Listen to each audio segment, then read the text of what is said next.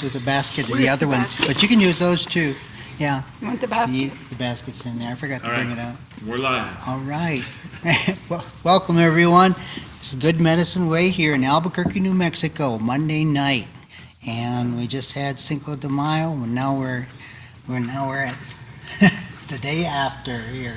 So lots going on here in Albuquerque at Cinco de Mayo time. But just want to welcome everybody. I know little by little people are coming online. We got a nice little group here in person. We do have a birthday as well, Linda with a birthday. And our guest, our speaker today has drove in from the Bloomfield area. Is going to be with us in person tonight. And his wife is here as well. So we'll give them a chance to show them, and maybe we can get them both on the screen here. So, with that, we're going to do a land acknowledgement here. We're in the land of the Navajo, the Apache, and the Pueblo peoples here in the Southwest. And here in the city limits, there's roughly 4,500 natives represented in the Albuquerque city limits. So we make up almost 1/10 of the population here. And of that, there's roughly, last time I checked when I was doing a research, is representing 127 different tribes that live here in Albuquerque.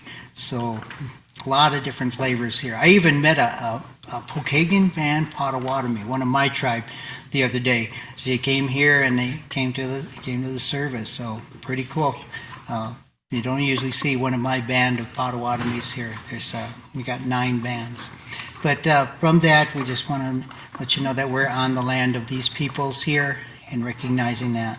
So with our opening prayer here, we're going to go to Eshe, who is coming to us from South Carolina.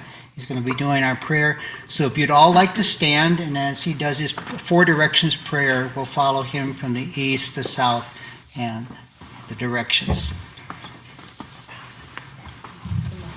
All right, Eshe, you're on. All right. Good evening, everyone. Blessings, relatives. Good to see you all. We're just gonna go ahead and start in the east. Forgive me, I'm pretty tired, so if you see me yawn, you know why. Been a busy day. Let's see. All right, so we're gonna start in the east. Let's see. Now we're getting rain now from the south, so that'll be especially relevant to the southern direction. The light bearer, we now face the east. We thank you for new beginnings. We thank you for a new day. We thank you for warmth and light, protection. We thank you for the fire that is within us, for the fires on the land that rejuvenate and create new life. We are thankful for your spirit breath, which rejuvenates us. We remember that without fire, there is no life. And we remember the times of old when fire was a key part of our existence and was a key part of our communities and our families. And we recognize that even now, with our cooking implements and everything, without that heat, without that warmth, without that fire, we would not be able to live. And so we're thankful for the fire and remember that we were made for relationship. We ask that our parts of our being need nourishment, that you would shine your life-giving light on us, just as Father Son shines life-giving light on Mother Earth each new day. Bring light and wisdom to our lives, to our minds, to our bodies, so that we may not walk in darkness, but walk in a good way. Now we're going to face the south. Life-giving spirit, we now face the south. We thank you for the gift of healing and adaptability. We thank you for the waters of life which nourish us.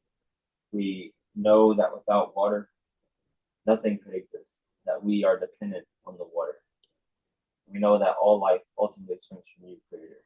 So we're thankful to you for creating the water of life. We ask that you would show us how to be fluid and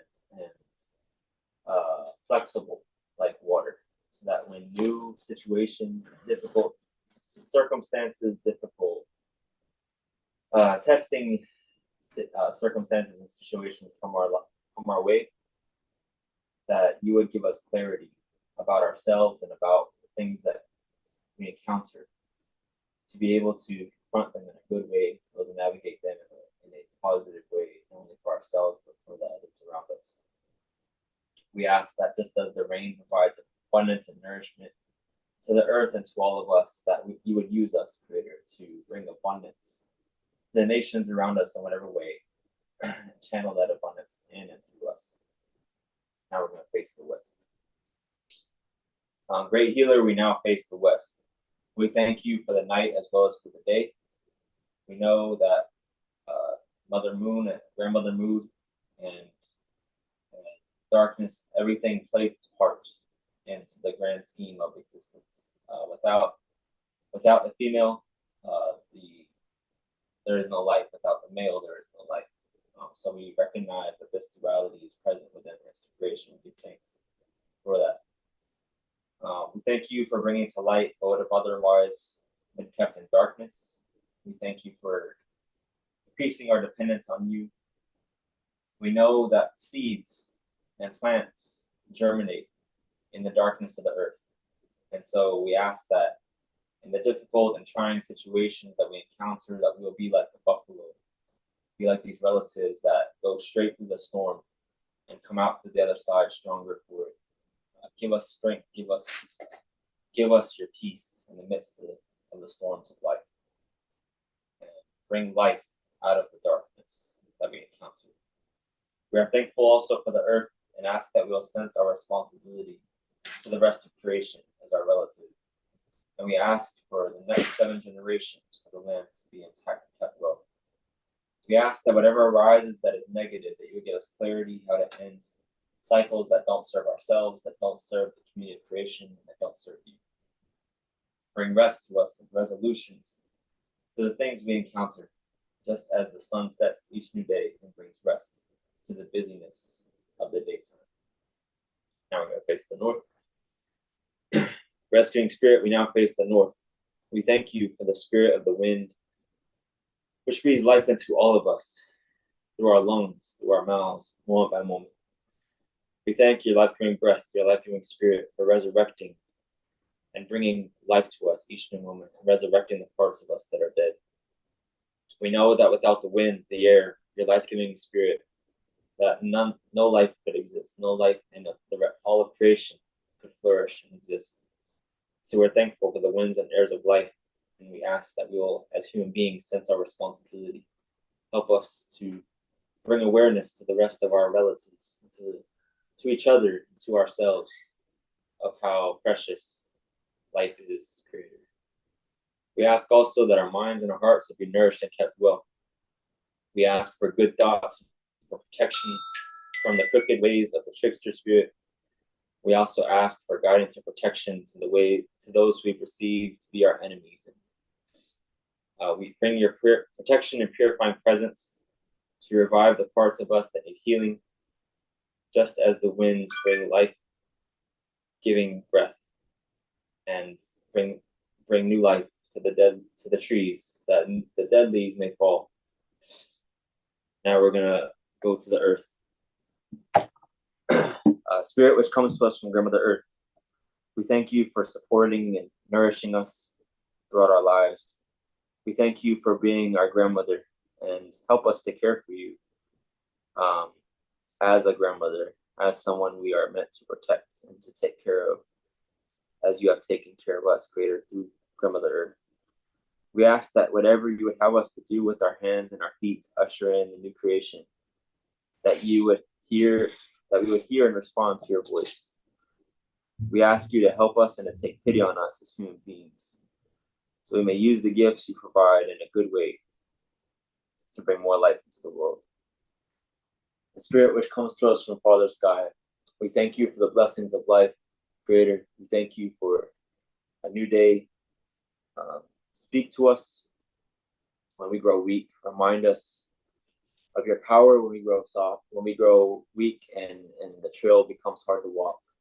Remind us of your power through lightning, the thunder, the different elements, and to know that you are the author and the orchestrator and the upholder of all of creation. Nothing is too hard for you. Communicate to us with your love and grow our hearts soft so that we can be like a hollow bone that is clear. Let it be so. Pass it back over to you all. Thank you very much for that. And now, our Creation Insights time. This is a time when, when you take your walk, when you listen to the water, when you hear the wind blowing through the pine trees or trees, just seems like God is always somewhere speaking to us in some way, trying to make us aware of His creation. So tonight, Petadaka is going to be giving us our Creation Insights.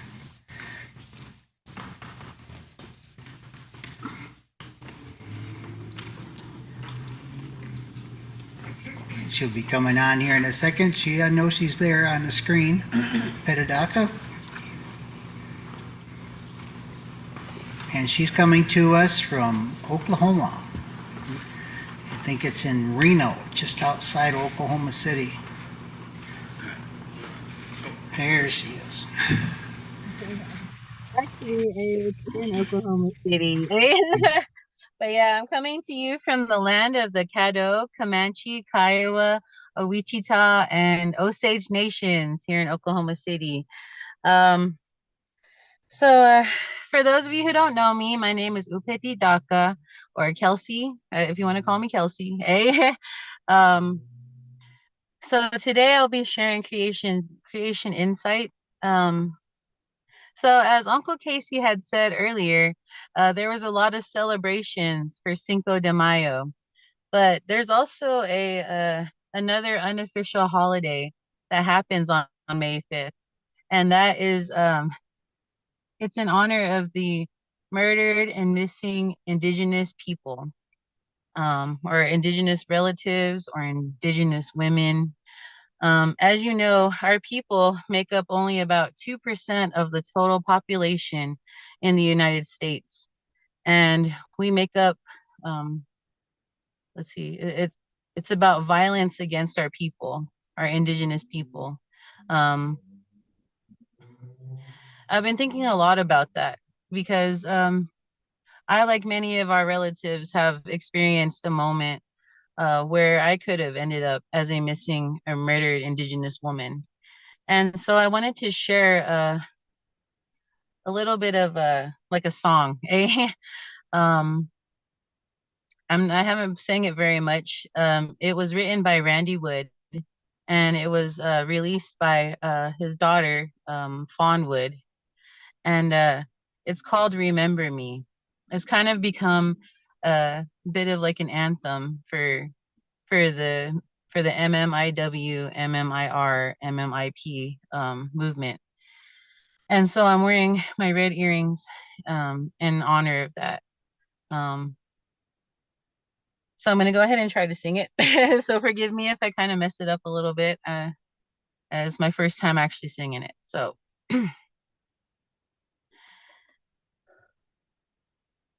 hey yo hey, hey ya oh hey, hey yo hey, hey ya hey ya hey yo hey.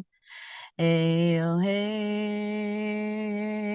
hey, ya, hey, ya, oh, hey, oh, hey, hey, oh, hey, oh, hey, oh. Remember me when the sun comes up in the morning sky, there I will be, soaring with the eagle so high, feeling free. Remember me down the road, hand in hand, you and me. Ayo, ayo, ayo, ayo, hey, hey, hey, aho, hey, aho, hey, ayo, hey. Hey, hey, oh, hey, oh, hey, oh, hey, hey, oh, hey, hey, oh, hey, oh, hey, oh, hey, hey, oh, hey, Remember me when the sun comes up in the morning sky. There I will be, soaring with the eagle so high, feeling free. Remember me down the road, hand in hand, you and me. Ayo, ayo, ayo. But yes, I just wanted to share that song just a little bit in memory of all the people who were taken too soon for violence against our people. And let us not forget that we need to look out for all of our relatives. We'll always find each other. And I know that the ones who are still missing today will be found. So I just wanted to share a little bit of that. That's what Creator put on my heart. So thank you. Thank you, Good Medicine Wayne, everybody who's here. But yeah, I'm gonna go ahead and pass this back to my Uncle Casey. So thank you. That was very beautiful, Petadaka, very beautiful. You did a great job. You have to we'll work on it and add the hand drum to it next time there. That'd be really cool. So thank you very much. That was beautiful. I'm going to give it over to Brian right now. He's going to lead us through the First Nations version of the Lord's Prayer. Actually, we're doing opening song. Oh, opening song. Here we go. What we got? Here we go. Okay.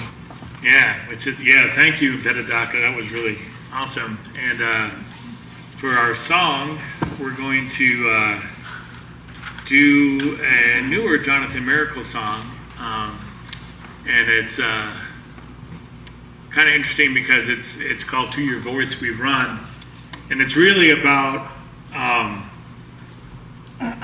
how our protection comes from Creator, but with what in Petadaka shared, it also reminded me of how we are often Creator's presence in the world. And so for us to also be mindful of those times that we can be a protector for others. Actually, before I came here tonight, I actually had an incident on my block when the bus came and the kids were coming out and their parents were there to pick them up, and these two parents got in some big fight over something, and I just really felt like, okay, I'm not normally one to grab the snarling dog by the ears, but I just felt like this is a situation where I'm here and I need to step in. So I think it's a good reminder for all of us to be mindful of when Creator puts that on our hearts, for us to be His hand of protection in the world. And I think especially for our murdered and missing Indigenous relatives, that's really important. Mm-hmm.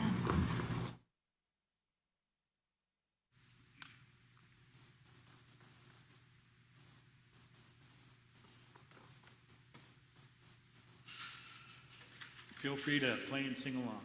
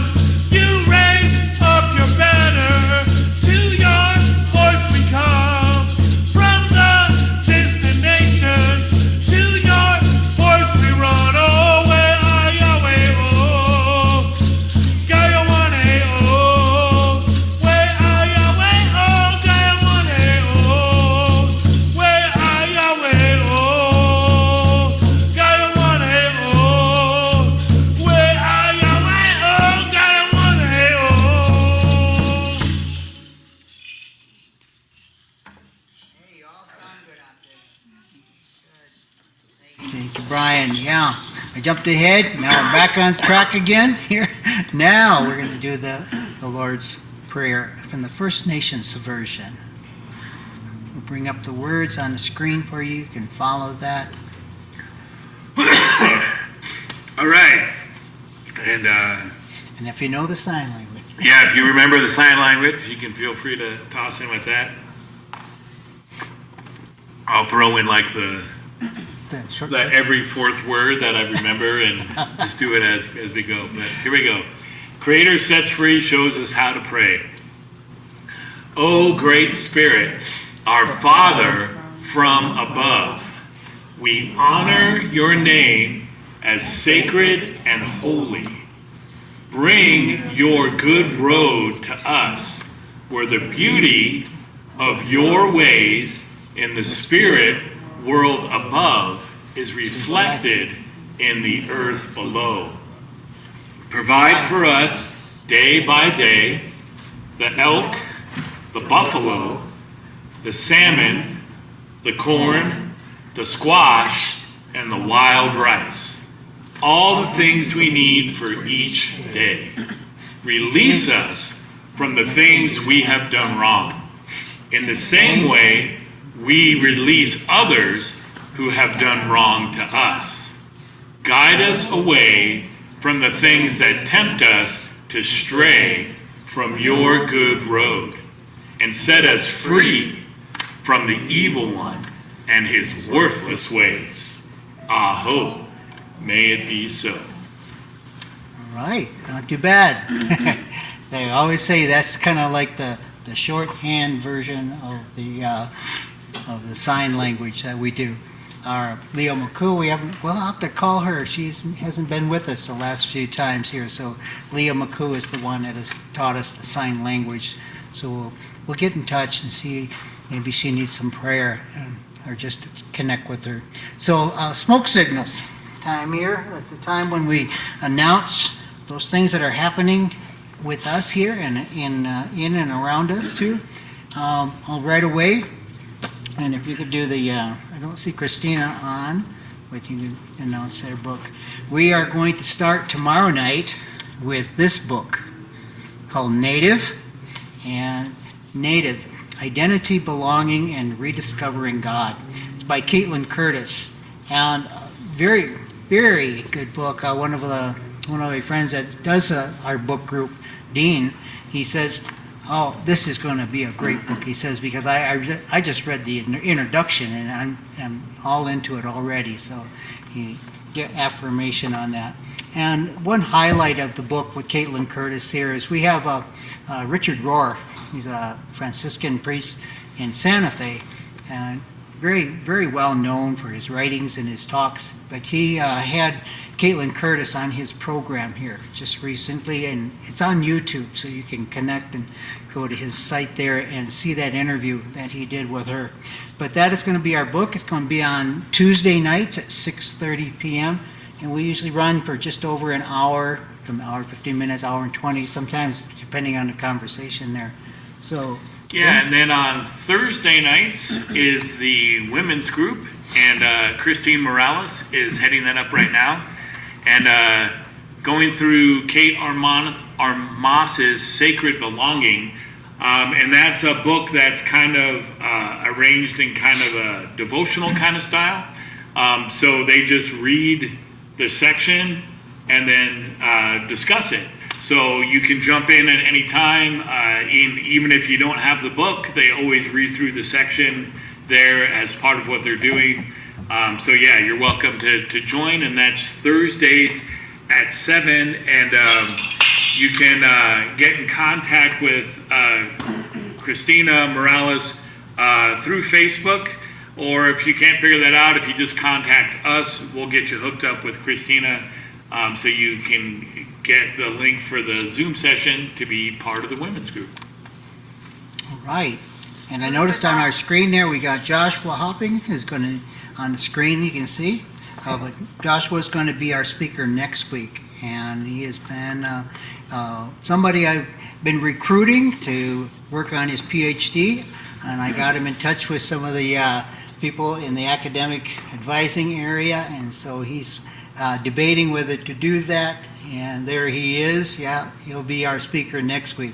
So he's very talented in business and business world. He has a book out. I know he'll be probably talking about that book when he speaks next week. So thank you for coming on, Joshua, for tonight. We get to see your face now, and we'll look forward to seeing you next week. So that'll be happening.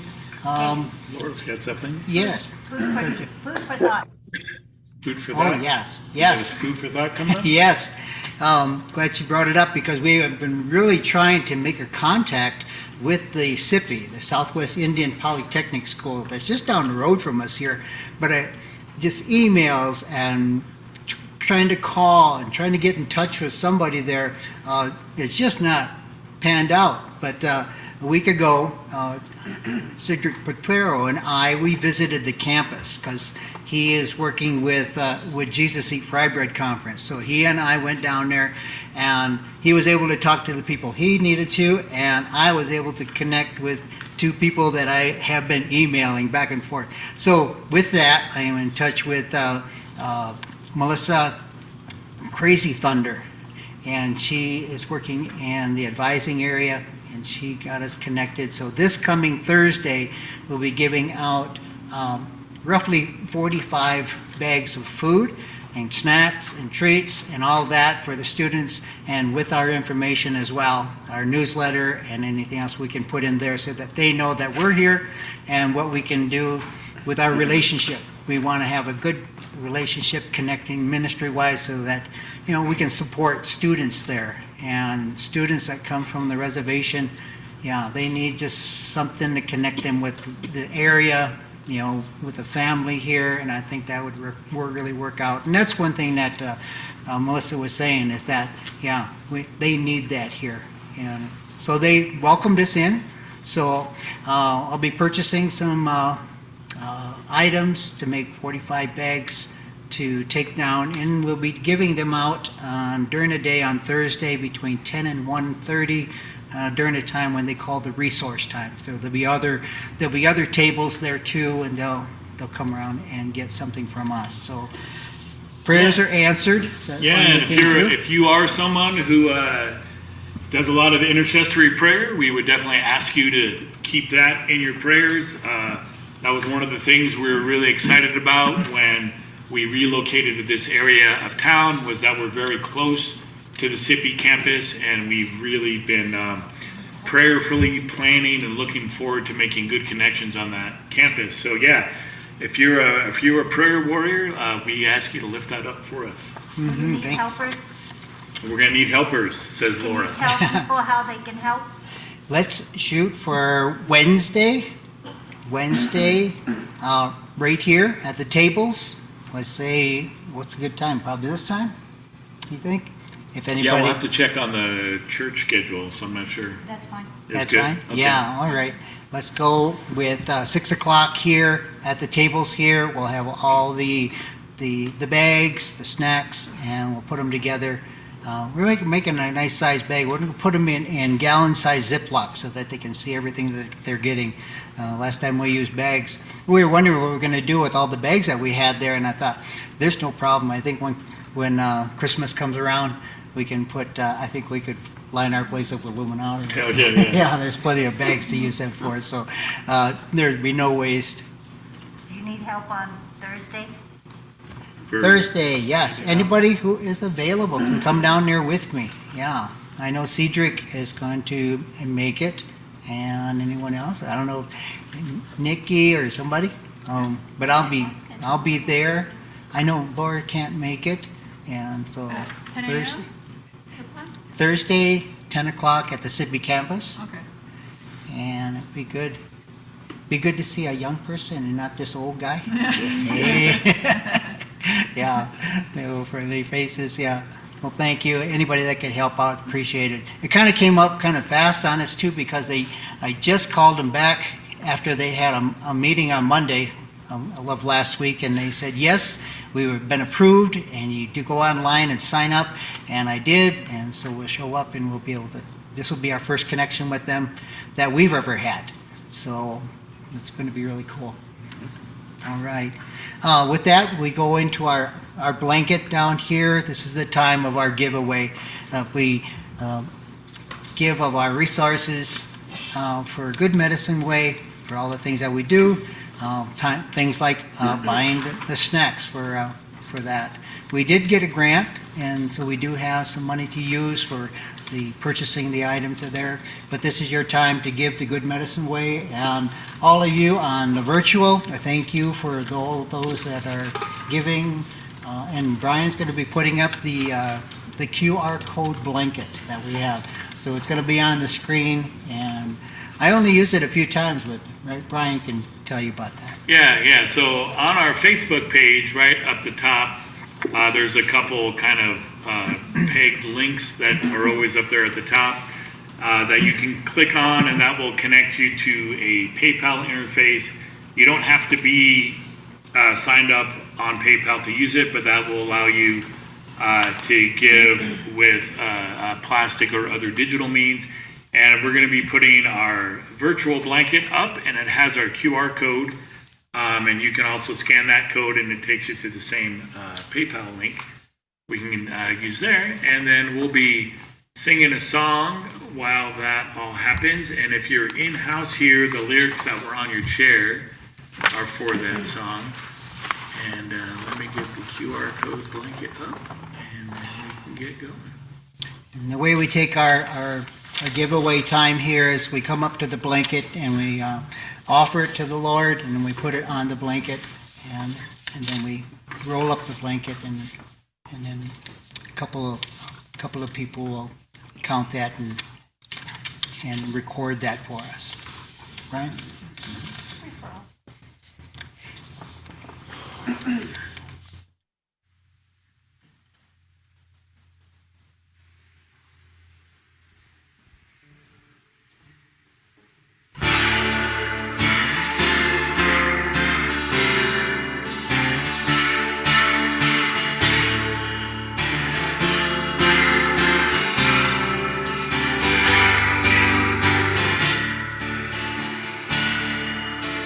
Come on, you weary with your heavy loads.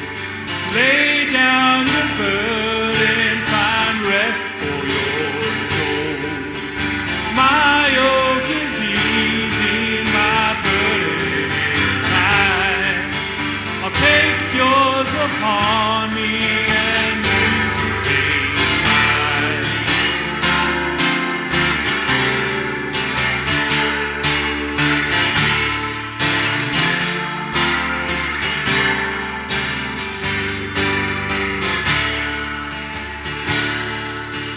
Come all you weary who move through the earth, spurned and find rest in bronze and kicked out of church. I've got a couple of loaves, so sit down at my feet. Lend me your ear and we'll break bread and eat. Come all you weary, come gather round near me, find rest for your soul.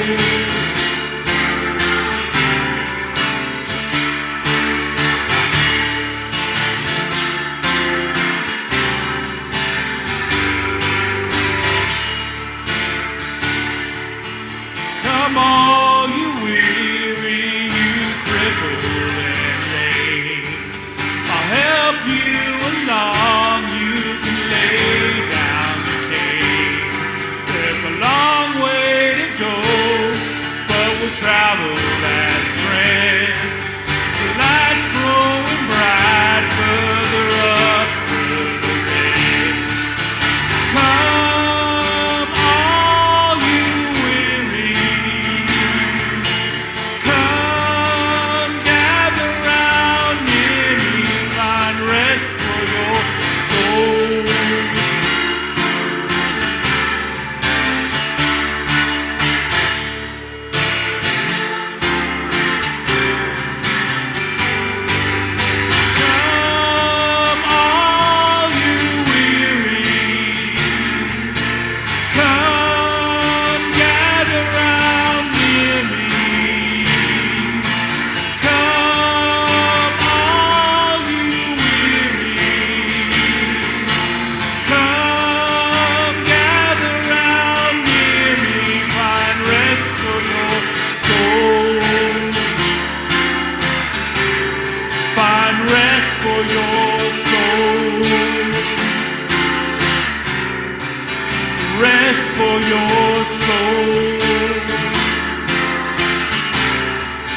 find rest for your soul.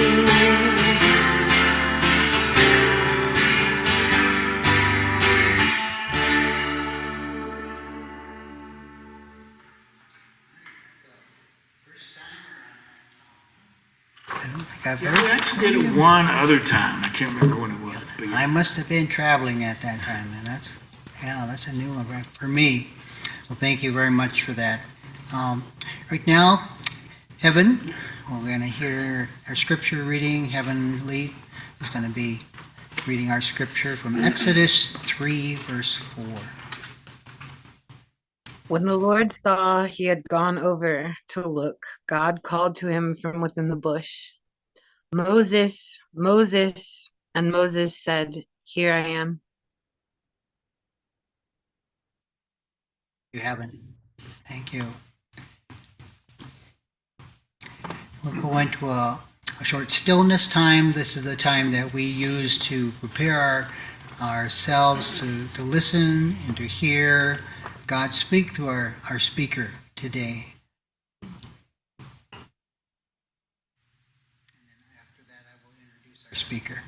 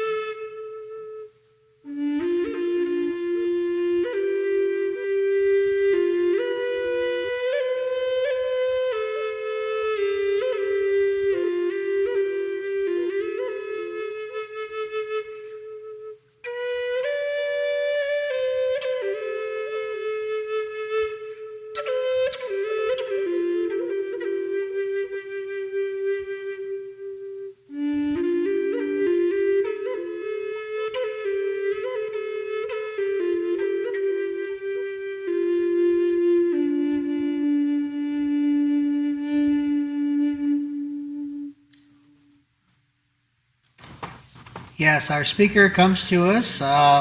He's a retired Army, and he has traveled. They have traveled quite a bit, and now he is the new director at the BIC mission here in Bloomfield, New Mexico, coming behind our good friend Dwayne and Diane Bristow, who have served there a long time now, been our good friends, and Sean and Amber O'Connor are going to be ongoing here.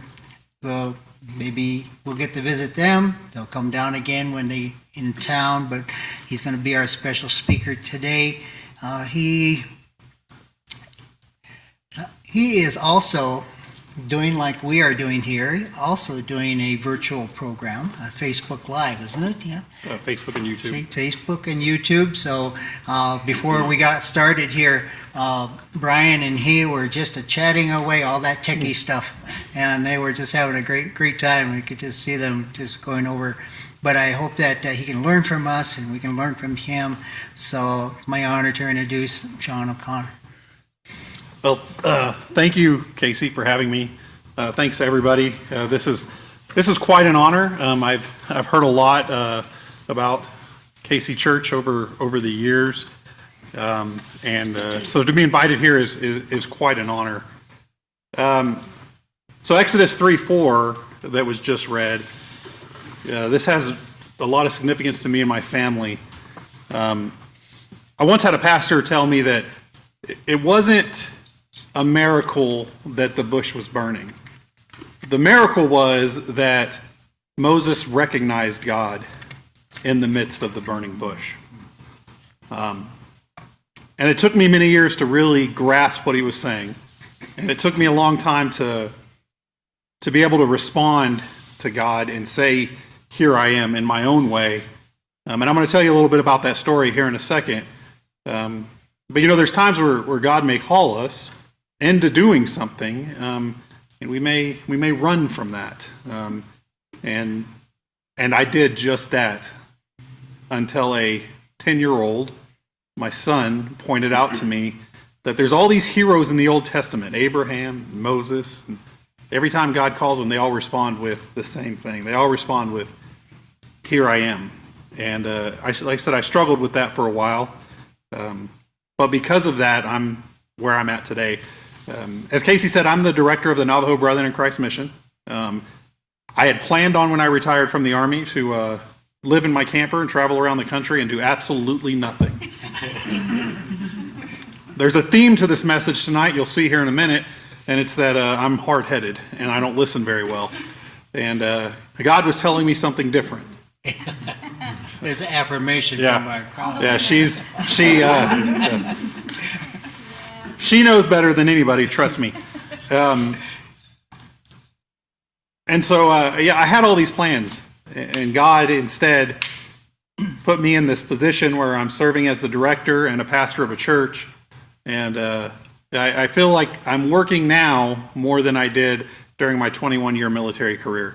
I definitely put in more hours now, but I'll tell you what, it's a lot more fun than being in the desert or being in the military, and so I really enjoy it.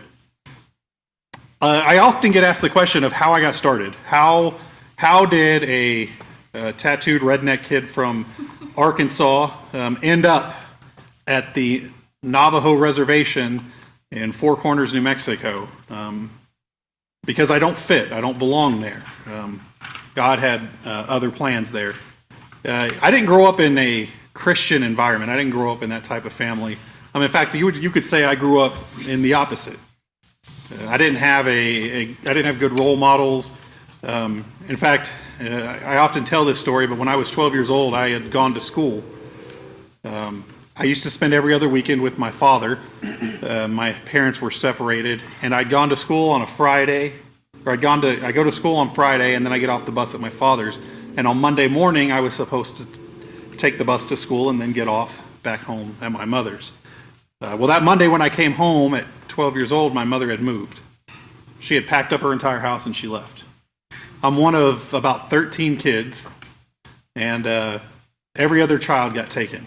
Every other child went with her. I was the only one left. And for a long time, that was really hard for me. And I didn't know what to do. I felt abandoned, and I lived on the streets. I was homeless for a long time. And I really went through some challenging times. And it was in my darkest moments several years later when I was a rebellious teenager. I'm sure I'm the only one who ever did that in this group. But I got into some trouble. And it was in that trouble that somebody introduced me to God, introduced me to the love and compassion of a Savior. And I couldn't understand that because I didn't understand the idea of family. I didn't know what that was. I hadn't had that before. But I can tell you what, that moment saved my life. That moment brought me clarity, and it brought me not just salvation, but it tells us in the Word that when you join into God's family, you'll become adopted. And there's a big difference between a child that's adopted and a child that's not. A child, when you adopt a child, you're bringing that child into your home, a child that you don't have to. God didn't have to bring us into his family, but he chose to. And like I said, it was hard for me to understand that. But I tell you that story because it's going to play a big important part about why I'm up at the mission today. So in 2006, I was serving in Germany, in Grafenwehr, Germany, which is a beautiful country, by the way. If you ever get a chance to travel to Germany, I believe you should do so. My daughter was born overseas in Germany, and we had a great time. We were there for 3 years. We did 3 years in Germany, and it was some of the best times that we've had in my career. But it was during that time that my grandfather reached out to me to let me know that he had become saved, that he had converted. That was a huge moment for me because nobody else in my family was a believer, so I didn't have anybody I could talk to about my faith and my walk other than my wife. We had created our own family, but to have this member of my family to be a believer was life-changing, especially somebody that I admired, because my grandfather was the one man that I looked up to. He was the one person that never let me down. And his conversion was real and authentic, and He was curious, and that was a lot of fun for me. When we came back from Germany, he had gotten pretty sick. He was unable to care for himself, and my grandmother was unable to care for him. We were getting stationed down at Fort Bliss, Texas, which is down the road here in El Paso, and we decided we would move him in with us, and we would help take care of him. We would become his caretakers, and we did just that. And we had a wonderful time. But my grandfather, much like myself, is a very stubborn man, which is probably where I learned a lot of that. We had to find the right church. We couldn't go to just any church. And we tried a few churches out. And we were attending this church for a little while, and it was okay. But he didn't really seem happy. And then this pastor came in, a guest speaker, to speak at the church one night. And that pastor's name was Ernie Nedia. And that's kind of how some of us here may be a little connected. So it's kind of a neat situation to meet so many people that knew Ernie. And if you knew Ernie Nedia, he didn't fit the mold. He wore a leather vest. He had long hair. He was kind of a hippie guy. But man, he was powerful. Well, Ernie had this little church out in Chaparral, New Mexico, called Blended Nations. And him and my grandfather got to talking, and my grandfather informed me when I came out of the field that week that we were going to Blended Nation Fellowship the next week. I said, okay, well, I do as I'm told, we'll try it out. We walk in the doors, and there's this old military chapel that had been converted. They had taken 2 chapels from Fort Bliss. They were donated to the church, and they had mashed them together. But it didn't look like a military chapel anymore. Once you got in the door, there were tables and chairs. There weren't seating like in a church. And there was art all over the wall and flags and all the stuff that you don't see in a traditional Christian church. And so I was a little put back. I didn't know how to react. And in the middle of the room, there was this big drum. And I got a little scared. I said, man, I don't know about this. This all seems kind of too much for me. Well, they started playing the drum, and I was ready to leave. And I started looking up at the screen, and I was looking at the words. Like, that's kind of interesting. They're using this drum, but they're singing about the same Jesus that I worship. So this doesn't make any sense, because that's not what I thought it would be like. Well, I think Ernie had this ability to sense the room or to explain things in a manner that really kind of brought it home. And he got up to speak, and he said, do you guys know why we play the drum? He said, we're interceding on behalf of our Native American brethren. We're interceding on behalf of them because the missionaries of old came over and told them that they had to cut their hair, they had to look like the white man, they had to change everything about their culture, and we essentially destroyed a culture in order to make them fit what we believed Christians were. And he said that in this church we won't do that. In this church you don't have to fit a mold. You come as you are. I said, wow, that's pretty cool. I can get on board with this. And then he said, the only difference between that drum that's right there and the drum that's on the stage is that drum that's in front of us on the floor was made in America, and the drum up on the stage was made in China. But everybody's okay with the drum that was made in China. But not everybody's okay with that drum that was made here in America. I said, wow, all right. I can get on board with what this man is saying. He's different. And he speaks with authority, and I kind of like that. And so we attended there for a while. Well, it came to a point where one March, we used to host a craft fair every year. And this couple had come down from the Navajo Brethren in Christ Mission, Dwayne and Diane Bristow, to this craft fair that we hosted. And they brought some of the Navajo jewelry down to show and to sell. And that Sunday, Dwayne got up and spoke, kind of like I'm doing right now, about the mission and told his kind of testimony and his story about the mission. Following his sermon, Ernie pulled me aside and he said, Sean, you're going to take a group of people. You're going to take a men's group, and you're going to go up and you're going to lead a short-term mission team to the mission, and you're going to do some work up there. I said, Ernie, I'm a lot of things, but leading ministry is not one of them. And he said, I didn't really ask.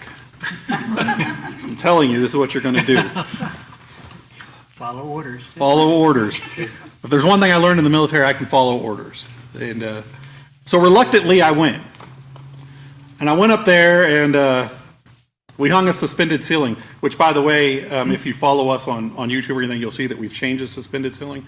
So it's kind of interesting. My very first short-term mission trip up there, we hung the suspended ceiling in the dining room, and one of the first short-term mission teams that I brought in tore it down and put in one the right way because mine was crooked.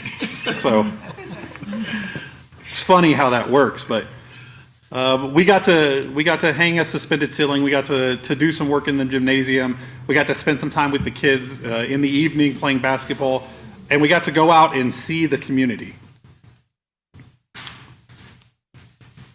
And it broke my heart.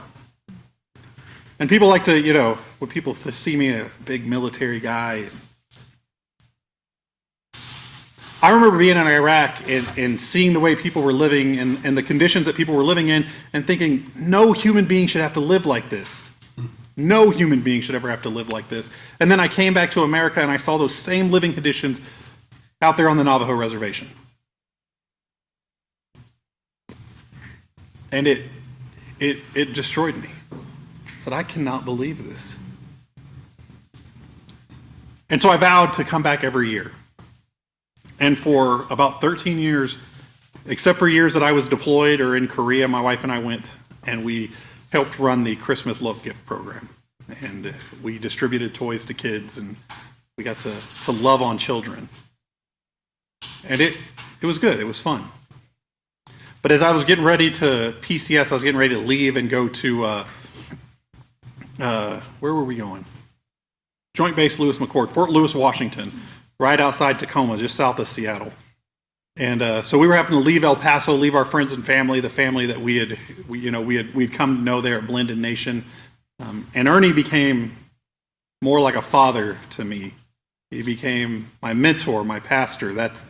No matter where I went, Blended Nation Fellowship was my home church. That was the people that I associated with the most. They had changed me. They had changed my perception of church.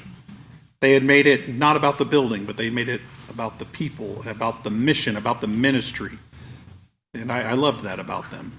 But as I was leaving, Ernie said, Sean, as you go, just know, not only are you going to come back to this church one day, but that you're going into full-time ministry. I said, Ernie, I ain't going into ministry, man. That's not me. I'm not doing it. He said, just wait. All right. Well, I don't believe you, but I'll wait. So we went to JBLM. We bounced around a little bit here and there, always coming back to the mission. Well, in 2017, I was heading from Fort Irwin, California, to Alabama to drop my family off because I was heading to Korea. And I stopped by the Navajo Brethren in Christ mission. It wasn't our time to serve there. It wasn't a short-term mission trip like we'd gone on before. It was a friendly visit. It was stop in and see Dwayne and Diane and just break bread with them and spend some time with them. We're sitting out back one night and Dwayne said, so you ever thought about going into ministry? I said, no, Dwayne, I have not, because I'm not ministry material. That's not. I wouldn't be good in ministry. I don't fit the mold. He said, I think you're going to be the director here. I said, I don't think so, man. He said, yeah, I think when you retire. You ever thought about it? I said, no, I'm not going to do that. Well, what I didn't say was a few years prior to that, I was on this tiny island in Panama. Why I was there doesn't matter, but I was there for an Army mission, but I was out on a run. And there's this beautiful spot on the island overlooking the ocean. It's just ability to see God's creation. Sometimes when you look out, you can just see the beauty of what it was that God created. I don't know how you can look at that and not believe in a creator. I don't know how you can see some of the beauty around us and not believe. And that was one of the first times in my life that God spoke to me in an audible voice. God said, Sean, you're going to go be a pastor. I said, I don't think so, God. That doesn't work for me. It doesn't fit into what I want to do. Okay. So I came home a few months later and I told my wife about it. And I said, hey, this is what God said to me. And she said, I know. I said, okay. So, yeah, I'm not going to do that. And so I tried to find ways to serve within the church, right? I worked on the technology team. I did audio video. I played guitar. I played bass. I did all these things. Say, hey, God, look, I'm serving in ministry. I'm doing what you said. But that's not what I told you. And then Dwayne told me that out by the fire. And I said, no, it's just not, this can't be right. In 2022, I was struggling with the Army. I was struggling with maybe the Army wasn't for me anymore. Maybe our values didn't align as much as I thought they once did. We were going in separate directions. My faith was becoming much stronger, and the Army was becoming a place for political strife. And I just said, I couldn't be a part of it anymore, and I was fed up. And I got down on my knees in my office, closed the doors, and I just started praying. God, I need to know what you want me to do here. Because I was up for promotion, there was a possibility I was going to get selected for Sergeant Major, and I was going to have to go back to Fort Bliss and go to the Sergeant Major's Academy. I said, God, I need to know what you want me to do here, because I can't do it. Like, I don't know that I can be in the Army any longer. And God spoke to me again. He said, I already told you what you're supposed to be doing. And finally, I thought back to this evening that we had with my family. We were doing this Bible study. Our kids were real young. And that's when the boys had pointed out to me all these people that had responded with, here I am. And they even painted this picture that's hanging in our house right now. And the picture was this little hand painting that said, here I am. And it became this like family motto that when God called, you were supposed to respond with, here I am. And finally, I just said, okay, here I am. And I got up, I sat in my chair, and I picked up my cell phone, and I called up Dwayne Bristow. I said, Dwayne, are you ready? You still want to retire? And he said, yeah, I've been waiting on you. I said, well, I think I'm ready. He said, okay, well, that's interesting because the chairman of the board of directors is sitting here at my table right now having dinner. So let me just pass you the phone and you can do an interview right now. And so I did. And I went home and I told my wife, I said, hey, I think I'm going to take the director position at the Navajo Brethren in Christ Mission. God's calling me into ministry and to be a pastor. And she said, man, it's about time you listen. She could see it in me before I could. Well, that Sunday, we were attending a church, and our pastor John, at the time, he was speaking about giving in to God's call. And he used a couple different passages, and one of those is Mark 10:21. And Jesus, looking at him, loved him and said to him, you lack one thing. Go, sell all that you have and give to the poor, and you will have treasure in heaven. And come, follow me. And then he went on to talk about Luke chapter 9, verses 57 and 62. Now it happened as they journeyed on the road that someone said to him, Lord, I will follow you wherever you go. And Jesus said to him, foxes have holes and birds of the air have nests, but the Son of Man has nowhere to lay his head. Then he said to another, follow me. But he said, let me first go bury my father. Jesus said to him, let the dead bury their own dead, but you go and preach the kingdom of God. And also another said, Lord, I will follow you, but let me first go and bid them farewell who are at my house. But Jesus said to him, no one having put his hand to the plow and looking back is fit for the kingdom of God. And I looked at my wife and we knew in that moment what we needed to do. And we went home and we called a realtor.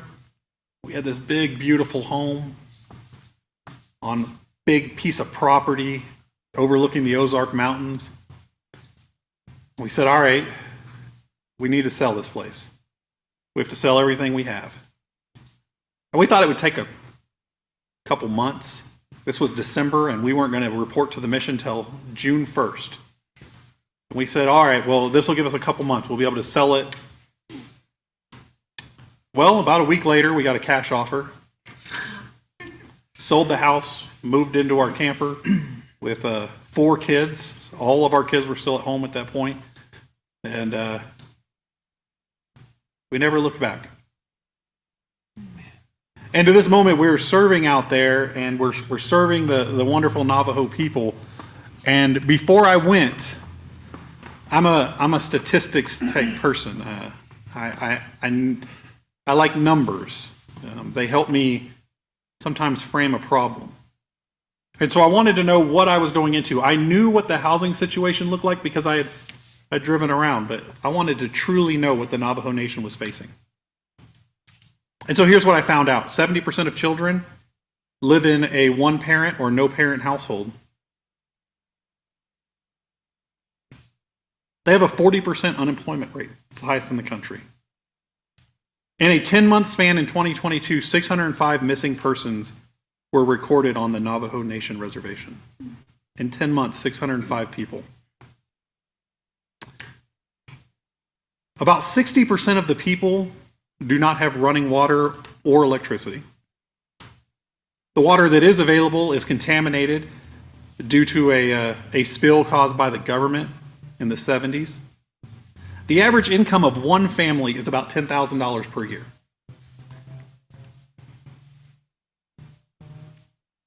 Most people make more than $10,000 per month. And here are people trying to survive on less than $10,000 per year. They have the highest rate of substance abuse in America. Navajo men are 20% more likely to die from drug-induced overdose than any other subset group. Only 67% graduate from high school. They have the highest dropout rate among any race. And in 2004, Congress sent a delegation out there to survey the Navajo Nation. And here's what they found. If they look at the Navajo Nation as an independent entity and a sovereign nation, they qualify as a third world country. Now, I know we don't use that term today. We use the term developing countries. But at the time, they called it a third world country. And when you think to third world countries, you don't think about that occurring right here in the United States of America. You don't think about that. We're the most prosperous nation in the world. And in our own borders, we have people that are struggling worse than most third world countries. It doesn't make any sense to me. I couldn't understand it. So what did Congress do about it?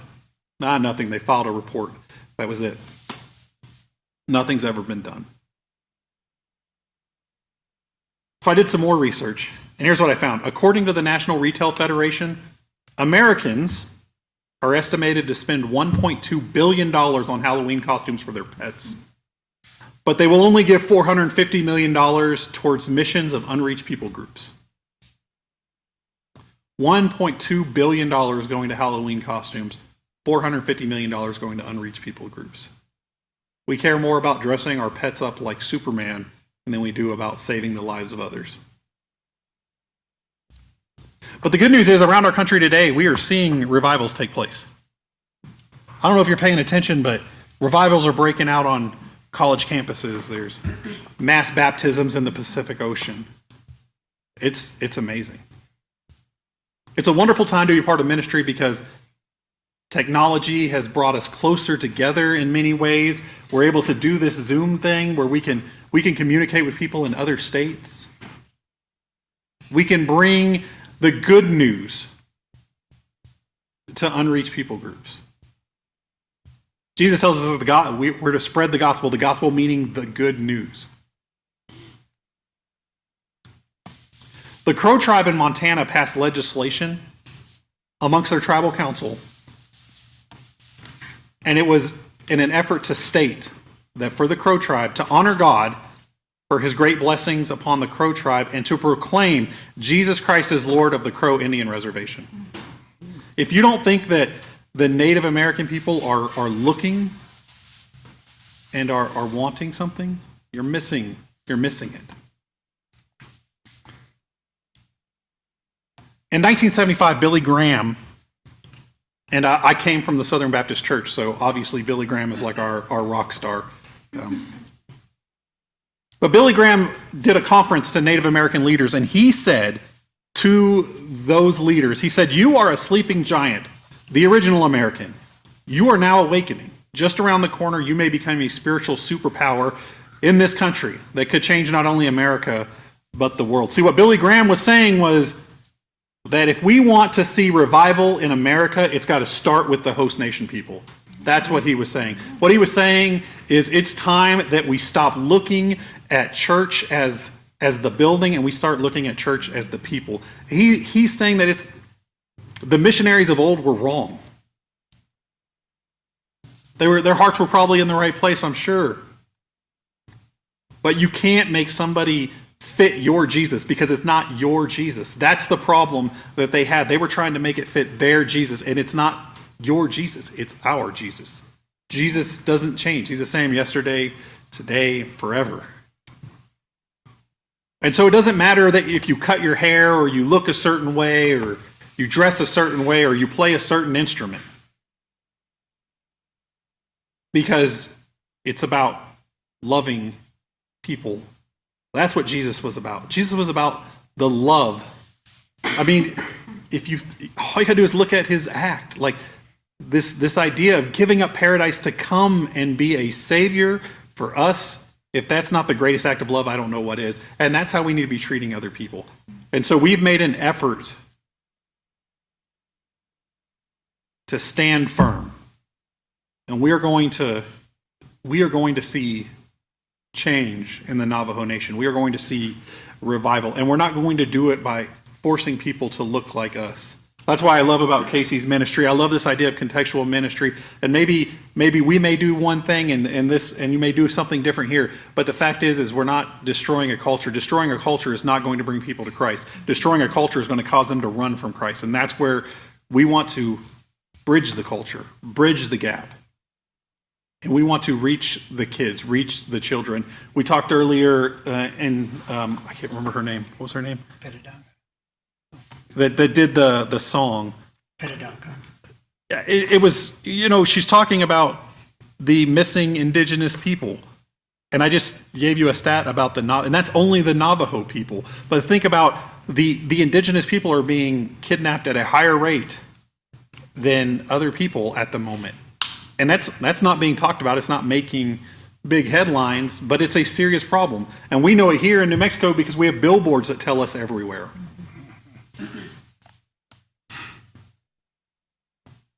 We're going to save people by reaching youth, and that's a focus of our ministry has been youth. And I think that's why God picked me. God knew that I came from nothing and I didn't have a family. God brought me into his family. And I think we can reach these youth. We can save these kids by bringing them into our family, showing them the love of a creator, showing them the love of Jesus Christ. Acts 1:8 says, "But you shall receive power when the Holy Spirit has come upon you. And you shall be witnesses to me in Jerusalem and in all Judea and Samaria and to the ends of the earth." If you relook at that scripture, Jesus is calling us to be witnesses in Jerusalem, which is our own neighborhoods, our own families. Judea, our community, our state, maybe even our country. Samaria, our enemies, and to the ends of the earth. He does it in a very specific order. I'm not saying we shouldn't focus missions, that we should not focus missions overseas. I think we should. I think that's a wonderful thing. But I think we often forget that we have missionaries right here. I have 14 of them serving on my staff right now that are out there trying to reach people living in a third world country. And it's happening right here. And it breaks my heart a little bit. Not a little bit, a lot. And I struggle with it some days because I can't comprehend why these people would be forgotten about and abandoned and left alone. But I think Billy Graham had it right. That if we want to see real change in America, we have to start with the host nation people. Hey, again, thank you guys for having me. This has been, I can't even express how much of an honor it really has been to be here.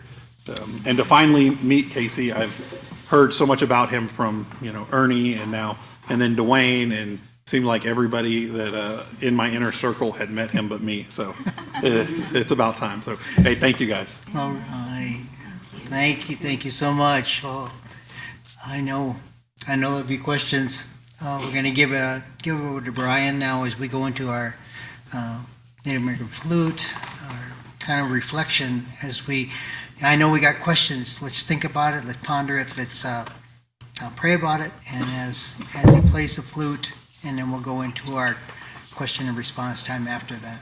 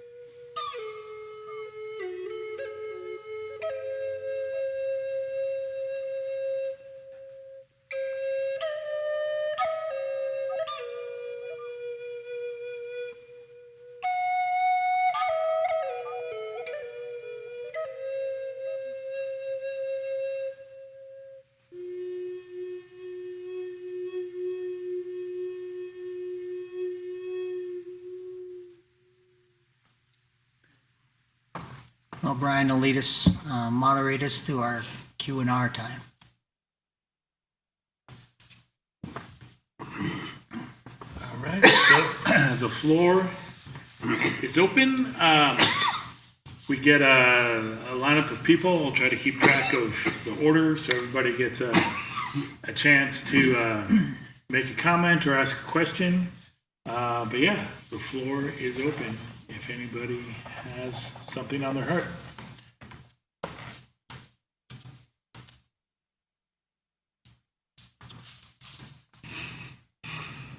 I'll start off.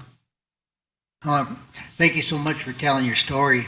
Because everybody, it seems like, who goes into ministry has a story that gets them, off the chair and finally moving. Sometimes it takes a push. Sometimes it's like people jump in too fast too.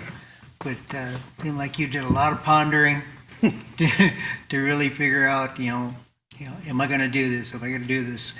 And I know my call was similar. It's just like finally came around, and I just I says yes.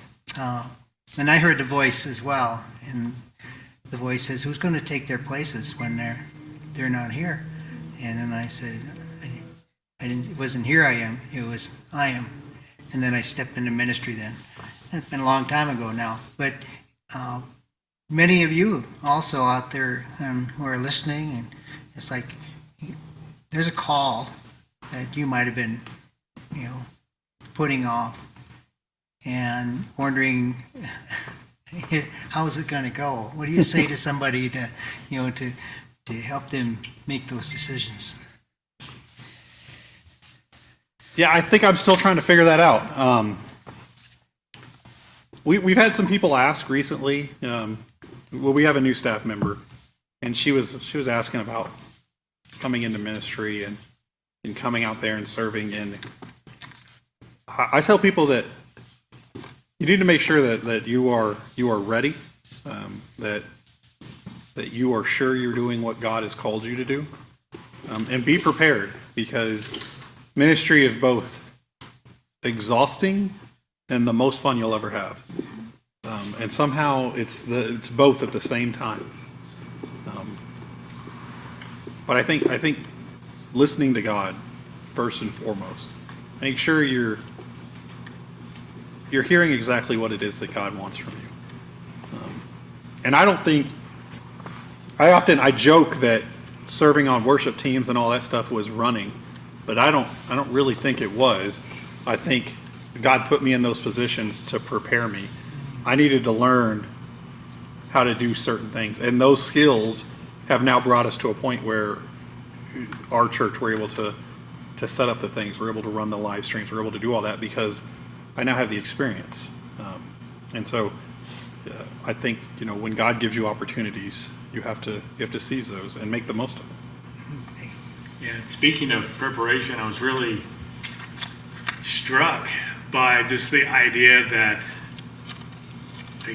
what I imagined was probably one of the most difficult and heartbreaking things that you experienced in your life, like being abandoned by your family. And how I imagine that for years that never made any sense, but how God's been able to redeem that really painful experience to give you a place of connection with a lot of the children that you're now working with. Because I'm sure a lot of them, like a lot of well-meaning people come out there to work with them, and I know because I've worked in that area too, that a lot of the kids are just like, yeah, you're nice, but you don't get it. And like you can honestly say, like, I totally get it, because I've been exactly where you're at. And that was, I don't know, I'm still trying to like wrap my head and heart around it, but it's like, yeah, just like God's ability to redeem and use like the most painful things that we go through. And just how that scripture says that all things work out for the good for those who love Creator and are called according to His purposes. He doesn't say that it makes the pain go away, or that it makes it any easier, or that it somehow justifies the horrible things that we went through, but it says that if you are faithful, God can redeem this and use it for something good. So I was just really struck by that whole story. I really struggled with it for many years. And even after, my wife and I have been married for 20 years now, and even not long after we got married, she had never met my mother. My mother was still kind of obscure in my life at that point, and I still struggled with hatred. Even after being saved,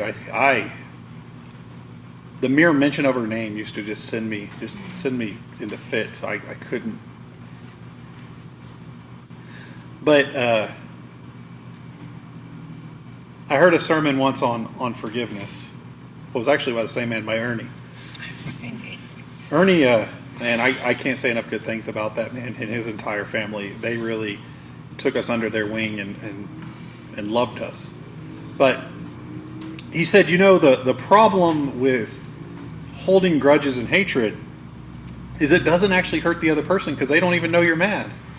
It only hurts you. And sometimes you got to offload that baggage. And I think when I was finally able to do that, it helped a lot. But last week, no, not last week. Today's Monday. Yesterday, sometimes my days run together. It's been a long couple days, and I preached a sermon yesterday about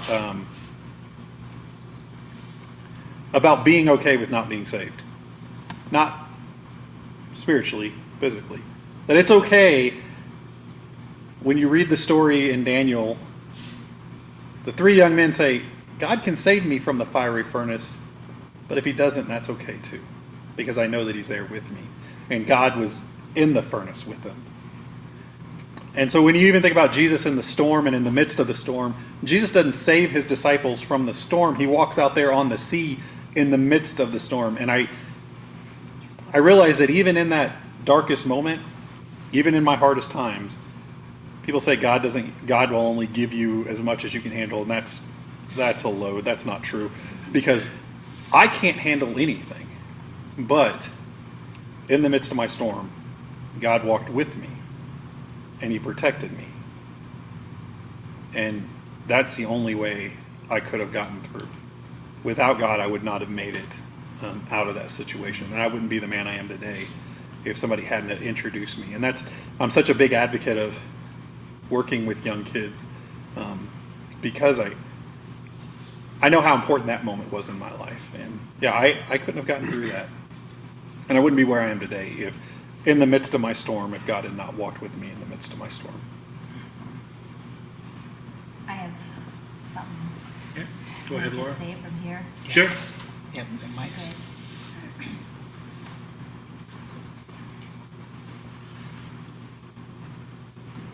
Che Laura Morgan Church in the She, Torchini Nishla, Che Asedna Jenny Bushichin, Aro Sinjakin Dashache, no hot saw the net Dashanale, Beleti Dasanil, Nasha.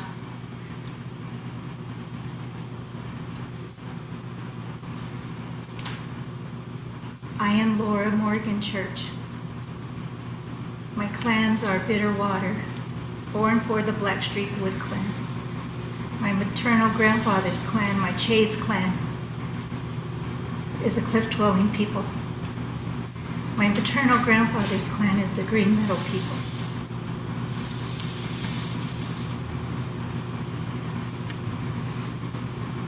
I have family that live on the reservation.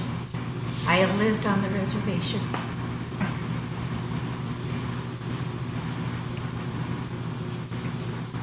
As a recipient of hearing your data, that strikes me.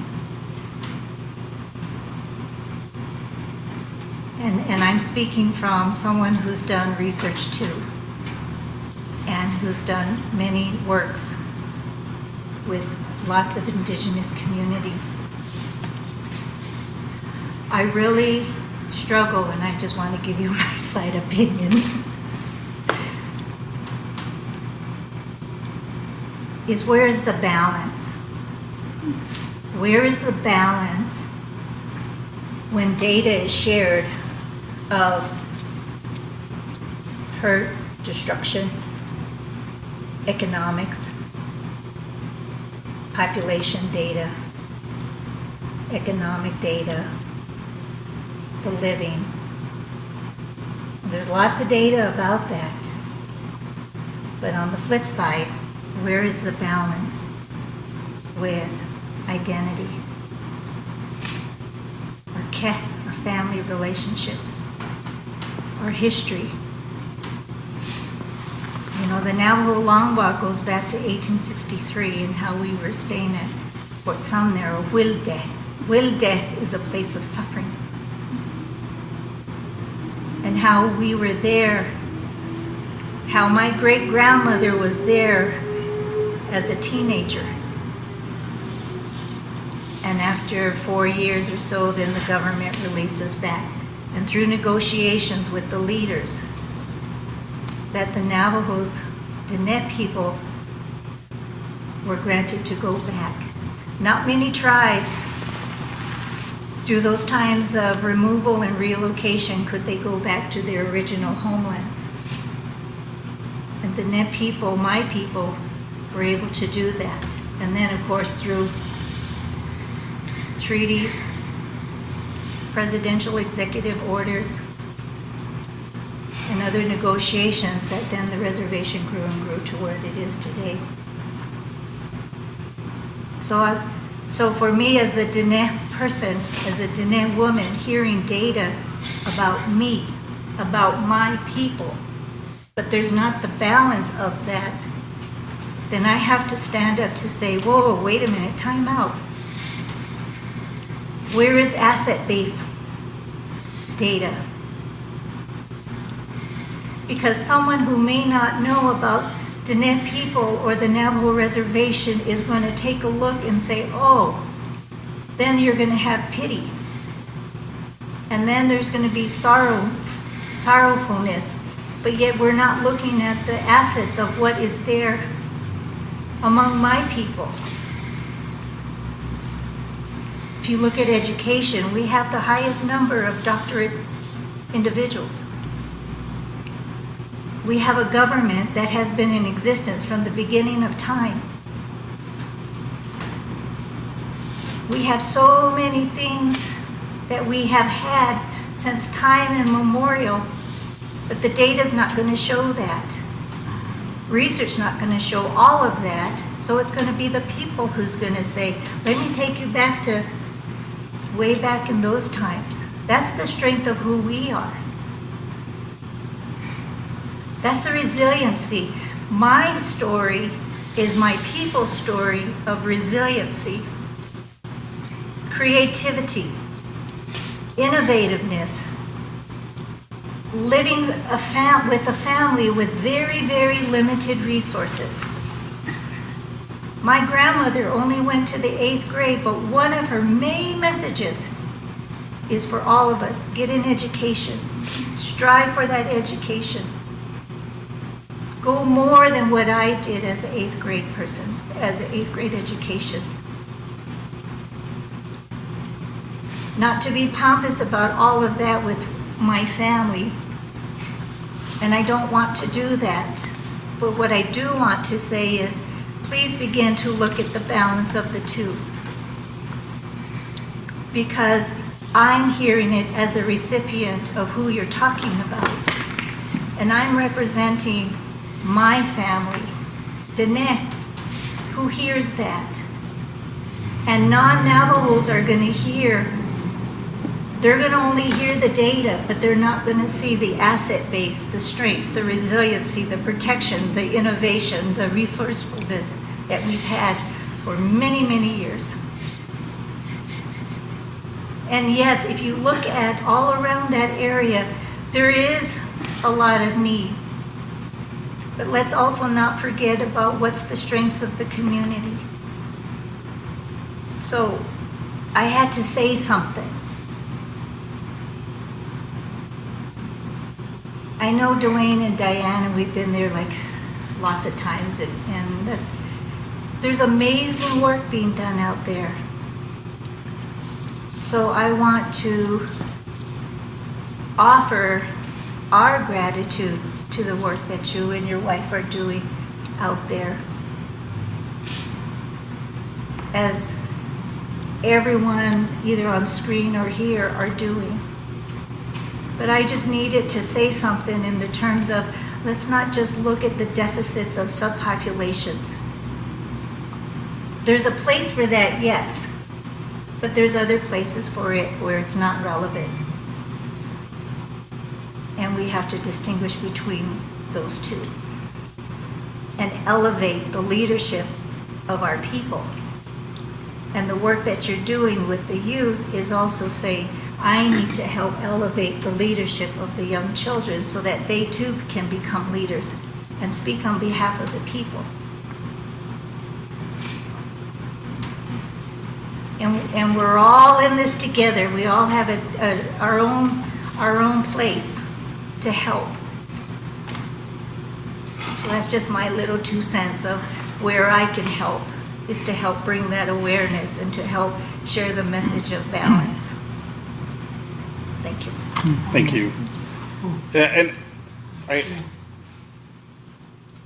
so the data for me just helps me understand kind of what I was going into. But when I look at,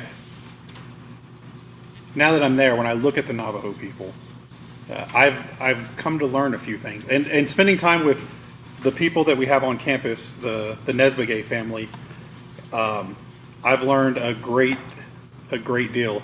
And I'm glad you shared your clans with us. That's I've recently I spent some time. I had them explain that pretty in depth to me, and because what we found is a lot of the kids don't know that, and so we're working within the school to help teach that, and to renew the language, because there's a language drop off within the youth. And what I have found since I've been there is you have a people that are some of the nicest, sweetest people that I have ever met in my life. We started a food pantry 3-4 weeks ago. and the overwhelming support from the community, the love that the people show is just is almost indescribable. If you haven't experienced it, it's pretty amazing. And you don't see that a lot. You don't. Very few places can you go, and just about everybody you meet is polite. You don't really see a whole lot of that. And for the Navajo people to be in the situation they're in, where the government are not your government, but the United States government, to just sort of be hands off and just do the things that they did, for the people to overcome that. And the story of Fort Sumter is heartbreaking, but I've heard the story of the developing of fry bread there, and it shows the innovation and the resiliency of this people, and the fact that there's so much goodness and love out there that I really wish more people could go. We want to spread the word because we want people to see that the people that are out there are just wonderful people, and they've been so accepting. From the moment we came out there as a short-term mission team 13 years ago, there were families that accepted us that we have become lifelong friends with. And people don't generally do that. They're not normally that loving. And the kids in our school, they're always so happy to see us, and they're excited about learning, but they're excited about opportunities.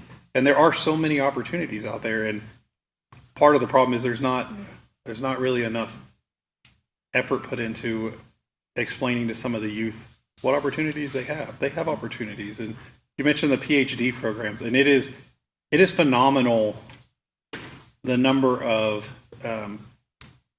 Navajo children that can go from growing up in poverty to go to college, and they have these opportunities. And there are, and I didn't mean at any point, the data to me is not meant to, I don't really want that to be used as a source of pity. I use it as an opportunity for us to understand that we are so quick to give opportunities to other people, and to throw finances of the United States government into other entities and to overseas wars and all this other stuff. And we have people right here. We could help strengthen infrastructure and help strengthen a people that provided us the Navajo Code Talkers. When you look at what they did, it's something that should be celebrated. And we have several of them buried out in our cemetery. And as a veteran, I've gone out there, and we did Wreaths Across America out there this year and got to lay wreaths on their graves. And it's such an honor to be out there and to serve these people. And I don't want it to come off like the data is demeaning in any way, because that's not what it's meant for. We really want to see these people have their, have opportunities and to achieve their full potential. Not only that, but the community that we have encountered while we're out there has been absolutely amazing. The families that come together in times of tragedy and happiness and just whatever it might be, the community, like to see a group of people come together from all of their different clan sets and from far away. We have people drive just to come and see their family from, several hundred miles just because they miss them for the day. But the community that we have learned that is in our area is so powerful and so impactful and so full of love and appreciation for everyone that's out there. I think that's one of the most important things that we really encountered is just amazing love. It's everywhere. Like it's not just. And the clan system is I mean, if you're not, I challenge everybody, if you don't know about the Navajo clan system, Learn. man, go look that up. There's a woman on YouTube, I forget her Navajo grandma or something, I think is what she goes by. But she does this phenomenal video on the clan system. And essentially everybody becomes related. And I often have to ask AD Nesbiget, he's our maintenance guy out there. And I love AD to death. He's a wonderful guy, and the stuff that he's doing with kids and the basketball program is just, it's amazing. But he'll tell me, so that's my cousin. Like, okay, AD, is that clan cousin or cousin? Because I don't sometimes understand the difference. And it's a joke between the two of us, but they all become family. And Amber's right. We were invited to attend a family funeral planning session, and for us that was kind of a weird thing, because we don't come together as family during that time. We just, somebody goes and pays for it. That's the end of the story. But that's not what the Navajo people do. They come together as a family. And it's like there was probably, for Denny's, 150 people there, all packed into this room, discussing how to get things done, discussing the financial, the plan, and then sharing stories. And this is all, several days before the funeral. But you could tell that the family, and I guess there was some inner family spats or something going on. But when they came together in that room, none of that existed. And it was just family loving on each other, creating a plan on a way forward, and then it goes on forever because you have to eat, and then there's this big meal, and so it was an honor to be invited. But Amber and I sat in the back, and I said, "Man, this is something everybody should adopt, because it was really a family." And it's bonding over a tragedy. I get it, but it was the way in which the family came together that really, really touched me. Yeah, it's great to hear that you're working closely with the Nesbigies, not just because they're my friends and they're awesome people, but I think that really speaks to kind of what Laura was talking about. Like, that's kind of the takeaway from her. To yes, let's recognize the assets, and the only way that you can recognize the assets is by allowing the people that you're working among to take the leadership and the initiatives and the programs that you're doing. So it's great to hear that you're doing that and that you're working with them. And we currently have one Navajo teacher in our school, and I really want to expand that, because what I found is, now I love the kids. I love going in and hanging out with the kids, and it's a blast all the time. But when you have somebody that understands the culture, that really understands the culture, and can share the culture with them, so that the culture is not lost. Because especially in today's age, where kids spend so much time on phones and tablets, and they're all so focused on the outside, what we don't want to ever see is a culture that's so rich be lost. And I think if we can bring in more Navajo leadership onto the campus and be a part of that, and take the lead in ministry. And at one time, the church out there had a Navajo pastor that did a English service in the morning and a Navajo service later that afternoon every Sunday. And long-term goal, I would love to see something like that again, because I think that would be awesome, because you do preserve that culture, and I think it's extremely important to preserve such a rich culture. It looks like we got some online here. So Joe, you can go ahead.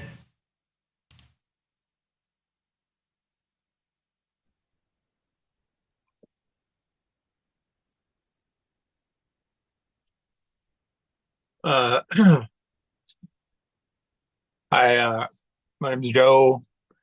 I'm Chiricahua Apache and Pueblo. No, I just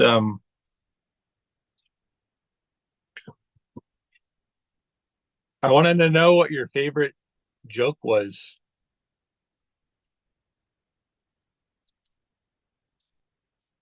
Like a short one, you know. Yeah, I'm drawing a blank. I don't think I could come up with one at the moment. But Oh, where are you from in LA? I heard you were in South LA. I'm south of the airport Okay. of LA. I grew up in the Glendora Hawaiian Gardens area Okay, yeah.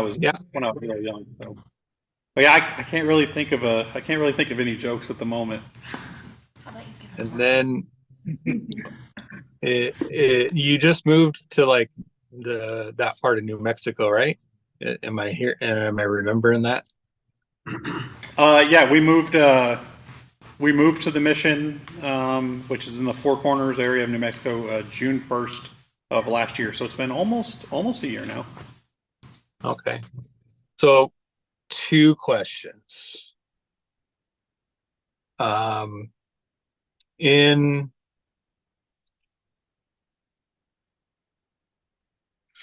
well, maybe 2 questions and an encouragement. So, in your in the school, how much does like we were talking a little bit about cultural restoration and stuff like that, but does the school partner with Navajo Nation in any of that? And also, do you have a favorite plant from the area? Plant. Yeah, he's very into plants. Well, I'll start with the plant. That's all we have. Yeah. No, I really like the pinon trees out there. I think they're beautiful. Now, when they start producing all the pollen and it gets all over me as I'm walking through the little center area there, I'm not a big fan of that. But they are really pretty to look at. So I would say that's probably my favorite plant. I mean, it's a tree, but as for partnering with the Navajo Nation for the school, at the moment, that's I'm trying, and I've gotten some. We're trying to partner with. There's a school across the street, across the street a little ways, DZ School. We partner with them a little bit. We're trying to partner with them some more, and this year we did Mondays. We do an after-school program where we focus on cultural education and language. Next year, we're trying to get some guest speakers from the local chapter, one of our local chapter houses, the Nageezi chapter house, because we've got some friends over there, to come in and assist with doing some cultural stuff, just to put some emphasis on the cultural and language education portion. But it's kind of slow moving at the moment, but we're working towards it. And then my encouragement, it would be, I guess, because you're just joining kind of this particular ministry. Know your history.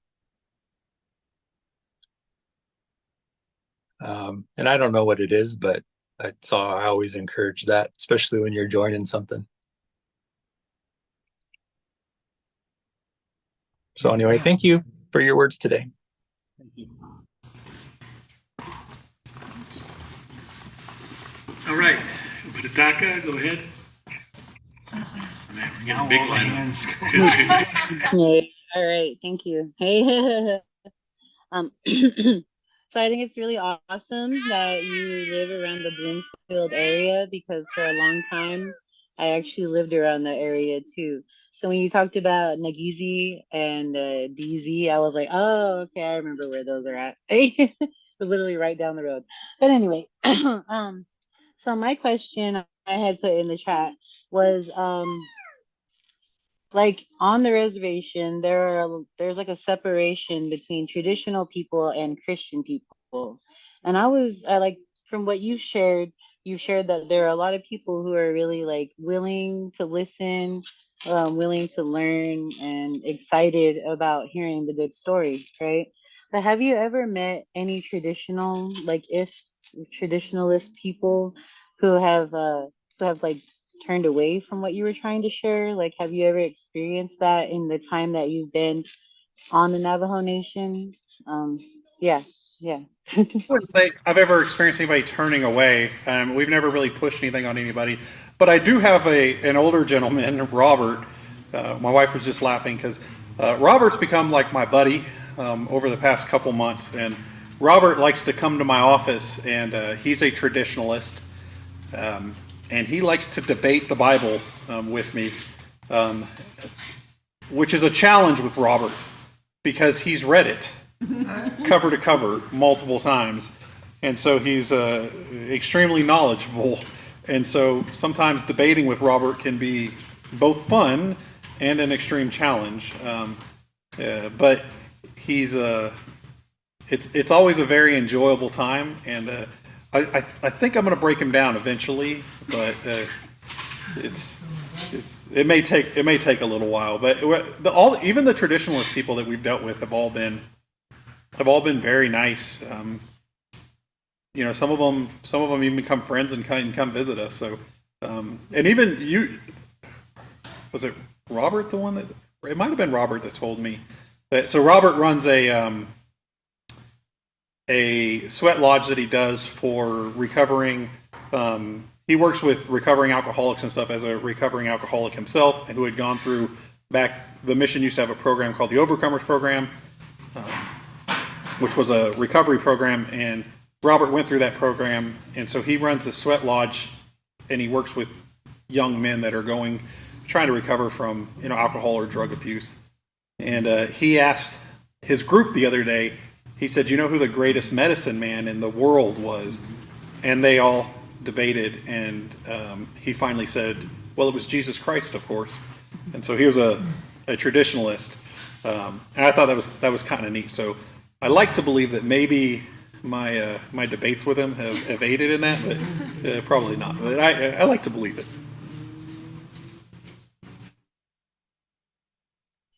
Okay, that's really cool.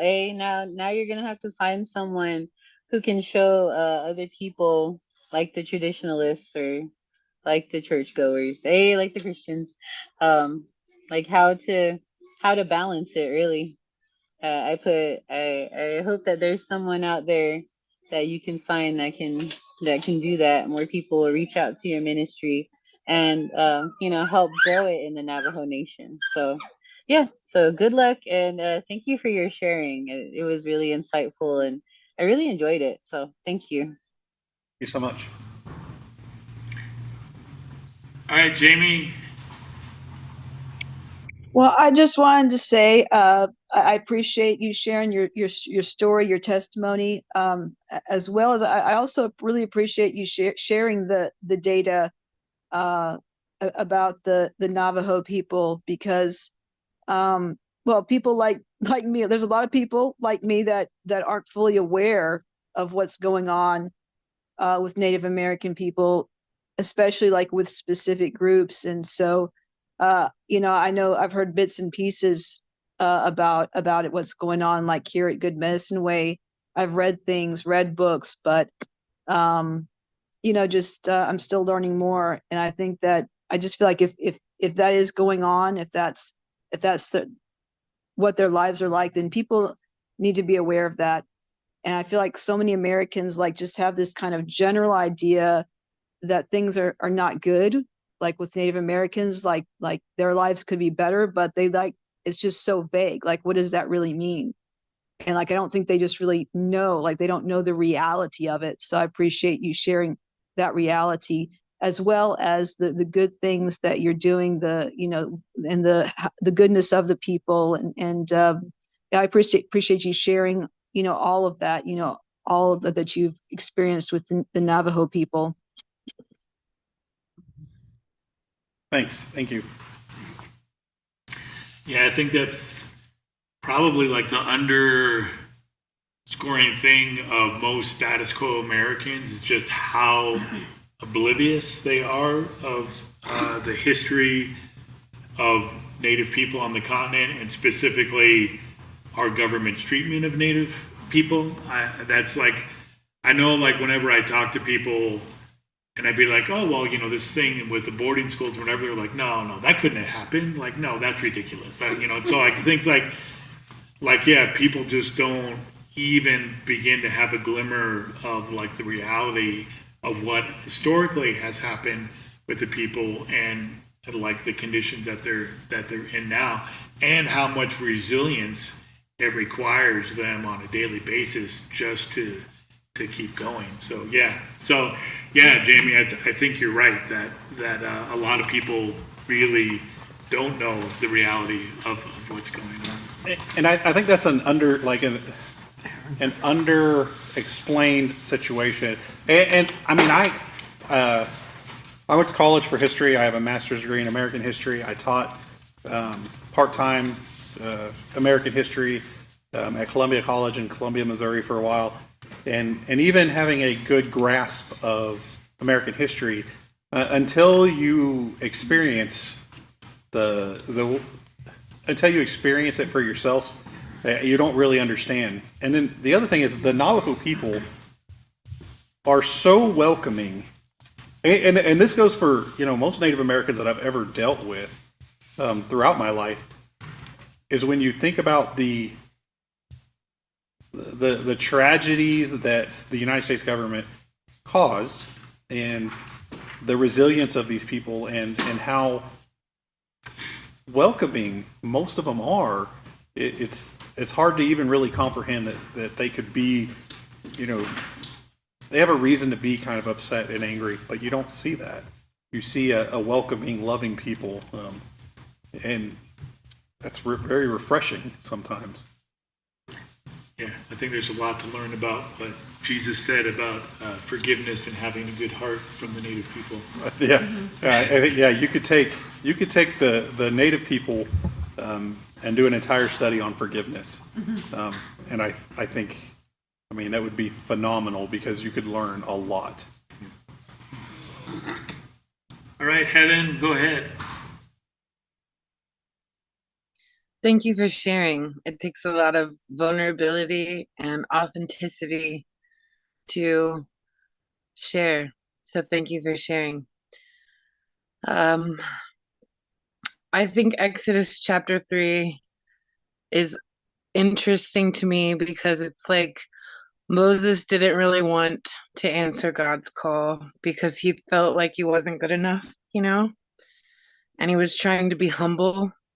But it's like this part of the Bible reminds us that sometimes being too humble is not good too, because it's not what God's asking of us. And we ultimately have to be doing what God asks us, which is really hard a lot of times. And so, I don't know. I always think about how what you said was really impactful, about how the miracle wasn't that the bush was burning, it was that he saw that it was God in the bush, you know? And I think that's a very powerful way to look at that. And it's also a very open invitation for everybody to think about, you know, how are we viewing the miracles that are happening around us? And are we seeing them as miracles? And are we seeing them as, you know, revival, or are we seeing them as abomination, you know? And so I don't know. I think, thank you for sharing, because it made me think about the burning bush in a different way, and that's a good thing.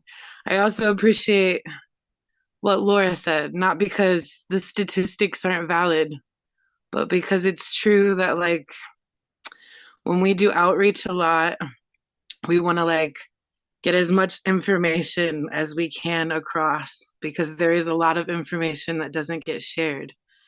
So it's like we have all of this information and we share it, and we don't always think like, man, this is like how some people only get their communities summarized, you know? And like that's how they've heard their communities summarized for so long, that it's like hard for them because they've also been working within those communities for so long trying to build something that it gets hard to hear the same stats over and over and over again over the years, not because they're not valid stats, but because it's like you see how many ancestors fell trying to get better within these communities. And the stats do change and they get better, but it's like sometimes hearing those stats without seeing the faces of the grandmas is harder, you know? So it was like good to hear Laura, but also good to hear you because it was like we heard the information, but we also saw the grandma behind the information who put in the years of work. So thank you. Yeah, well, I'll share. Just good. Thank you so much for everything there. But what you were saying about asset, I find that when I work with in the academic world, is that we show the people that you are capable and you can do even where we're going. So having great examples, even if you bring the kids together and they see a high schooler who is making plans, I'm not only going to do good in school, I'm going to do really good, and I'm going to get a job and move on and be the first one in my family to go to college, that kind of thing, showing the, put that aspiration into the children, yeah, so that they see the positive role models out there, even though around them, their family, they see the statistics in life. They live it in their world. They see what they have and what they don't have. But putting them in the encouragement. You know, I'm a recruiter for the school that I was talking to Amber about, is that, yes, you have a desire, like Joshua Hoffman on here, he wants to do something, he wants to go on and better himself, but yeah, encouraged him, and now he's going to apply to go to school, taking himself another step further so that he can, in all these folks here, they're in some way working in some kind of ministry. That's the best thing about this group here. They're all learning from us, and they all connecting, and they're all working in some kind of ministry. And there's some that have come on that are learning, and they're wanting to be there just to see what's going on, and they're all encouraged by what Good Medicine Way is doing. And we're just that kind of that push out there to say, and I almost want to just tell this group here, it's like, what are you waiting for? Get into ministry. You know, it's like you're sitting on the bench. You know, God is saying, no, I want to put you in the game. Go out there and get in the game. Stop sitting on the bench. And you know, like Sean here, Amber, they just like, yeah, they're ready to do it. You know, I'm ready to go, Lord, put me in the game. So just wanted to end that with that there. I think everything hands have been taken care of, and go on to our close here. And we do a round dance, and sometimes we sing the song, and sometimes we dance. And Brian? Yeah, so we can go into that. Yeah, one thing it also remind me of is, a lot of times we talk about incremental change and small steps and whatever, and when you have these communities that are experiencing these huge things, and we often talk about them as baby steps. And a lot of times when we think about baby steps, we think, oh yeah, it's just such a small little step. But I saw somebody sharing about really we need to think about baby steps from the perspective of the baby. For the baby, that's like a huge lurch into the unknown. It takes a great amount of faith to take that step. And so when you think about when you're working with communities, and maybe it seems like the things that are happening are small or incremental, but when you really look at it from the perspective of the community, it's a big movement that takes a lot of faith and a lot of belief to do it. And so I think that also gets back to what Laura was talking about seeing the perspective of the communities we're working in. So yeah. Well, I think if I can comment with what Laura was saying, I think it's important to note that when we have teams come out, and even when we deal with youth or anything like that, we have a very strict, you don't discuss the failures or the things going around. You don't discuss it with people because our job out there is not to not to help feed into this idea that you can't do it. That's garbage, and that always gets on my nerves when, you know, this pity, like, oh, and like I said, I like the statistics because it helps me understand. But at the same time, I want the kids to understand, and I want the youth, the people we work with, to understand that you don't have to be that. You can be whatever you want to be. So we don't, when we talk to kids out there, we never talk about, you know, their families or anything like that. We want them to see that, hey, you know, you want to go to college, you can go to college. You want to, you know, you can do whatever. You want to go to a trade school, we're going to help do whatever it is that they want to do, but you can do anything that you want to do. And the more encouragement that we give to people, I think that's where you're going to see the baby steps. And you're going to see those steps forward, is when people believe that they don't have to be a statistic, or they can be a statistic, but they can be a really good statistic. That's what's going to change lives. Yeah. Yeah, and I think Laura was also thinking in the long term too, knowing that these things are live streamed and that there's going to be a YouTube video that's going to be up there, and who knows who's going to watch that. So I think she wants to make sure, like, hey, for someone who's watching this later and who wasn't in the room with us at the moment, they need to know this reality too. So I think Laura is someone who really takes in the big picture a lot too. So I'm sure that was in her mind as well. But with that, let's move on to our round dance. So, yeah, I'll leave it up to the people here in the room if they want to get up and round dance. We can stay in our seats and let's sing. Let me put up the word, and hopefully my voice will hold out. I can do those. I like that. I know. And chew gum. You chew gum and dance. Okay. Not on the first version. Not the first- Yeah. But if you want to stand, that's fine. Let's stretch your legs a little bit, and then we'll sing this song. Yeah, round dance rhythm, even though it sounds like this is this simple heartbeat thing, but you can't like think about it too much. You just have to kind of get in the flow with it, and then it kind of all lines up. But yeah, so let me switch the mics over. Hey, you gotta think of those offbeats. 1, 2, 3, 4. 1, 2, 3, 4. Just gonna.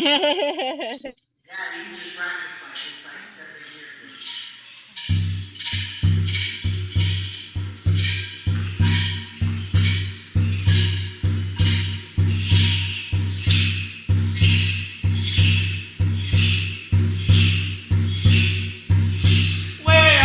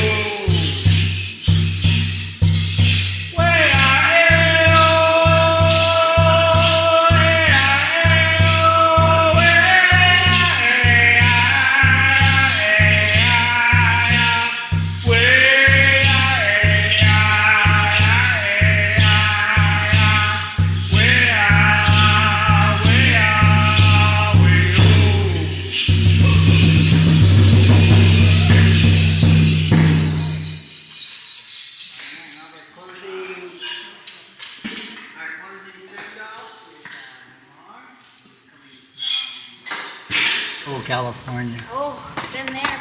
Yeah. Barstow, yeah. I almost got sent there to that Marine Corps logistics. I've been to the logistics base, yeah. Yeah, I was Porter. I was out of Porter. I almost went there. I was 35, 21. All right, Namar, you got all your different laptops and phones switched around? I know he's on like 3 different. He's got like his screen works on one, but not the speaker, and so he does the other one. So he's got. All right, there you go. Can you all see me and hear me okay? Oh yeah. You good? Thank you. All right. Well, a very pleasant good evening, everyone. Thank you very much, Brother Sean Carter, sir. Thank you for your service. Thank you for your service within the ministry, both in the service. And what an amazing, humbling journey that you have. You know, from not being raised within a Christian family, and then enduring homelessness, serving into the service, and then accepting God's call to ministry, and then focusing on the specific way that the Lord wanted you to serve in ministry. Those are great phenomenons all in themselves. Like each of those different situations have stories to tell that will inspire many. So thank you for not only accepting the call, but for receiving the blessings that Creator has bestowed upon you. And I really believe that this is still in its early stages. I believe this is still in its infancy as far as the ministry you're doing right now. It's still in its infancy, and it will continue to grow into a robust ministry that will spread, and many will be inspired and many will continue the path. So I thank you for that, and may the Creator bless you for that. And how moving it is to hear the different statistics with Dine, and how very humbling and very emotional it was to hear mom speak, talking about Laura, to hear her speak and to give her 2 cents, as she would call it, which is really more like $2 million. When I hear her speak on such a serious and sensitive matter like that, she say 2 cents. Well, I say that 2 cents is worth 2 million, and that's just for starters, right? And thank you all who have shared. And now, with all of this, let us go into prayer. Creator sets free, oh Jesus, we thank you for this day. We thank you for this day that you have made. We shall rejoice and be glad. And I thank you, oh Lord, for answering my prayer of sending the Holy Spirit to come forth and to speak to us so profoundly this evening with shared experiences, with testimonies about triumphs, understanding how to overcome adversity, and then being led with great instruction to spread your word. Thank you for our brother Sean Connor, who resisted at first, but then accepted the call, and how you have taught him and how you have equipped him. We learn from you, O Creator Sets Free, that you equip those who are called. You don't call the equipped. And I thank you for this great fellowship of Good Medicine Way and all that has been shared tonight. The trials, the difficult circumstances, not only that Sean has endured, but we endure individually, and what we endure collectively as brethren, and how we trust in you to spread your great word to our brethren among the peoples, such as the Dine. Not only that, but all of the different tribes across Turtle Island and across the world. You have reminded us that we can overcome.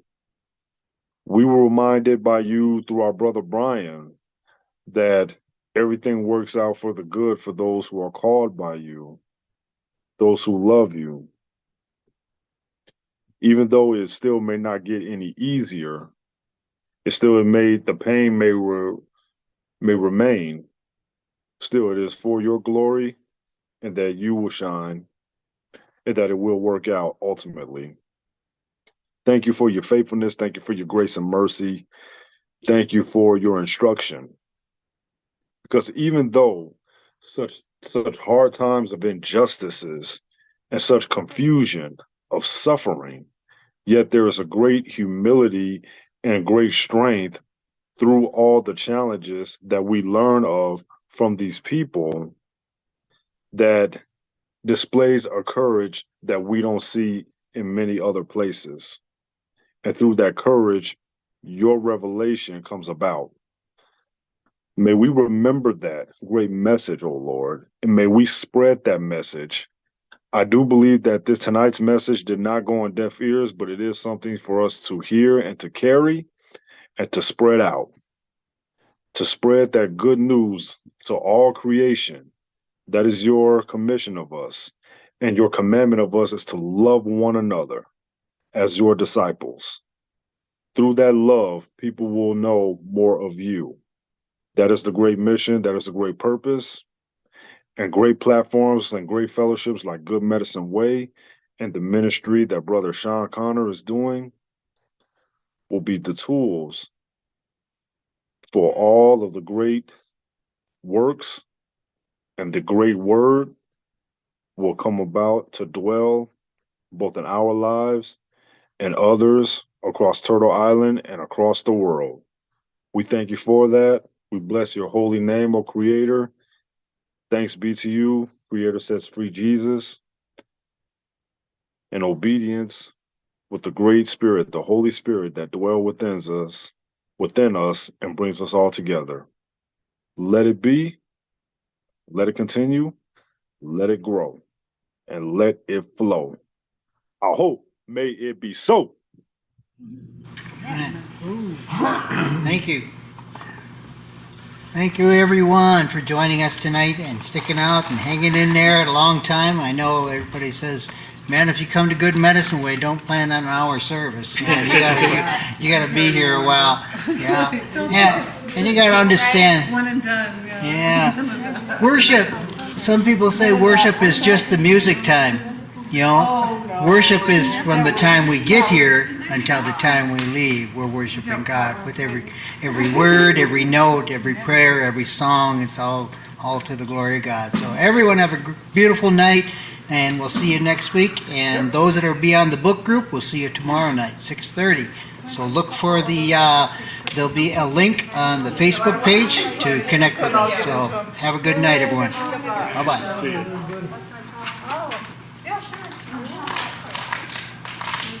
Okay, bye-bye. Thank you. Beautiful, good night. Beautiful. What a great ministry.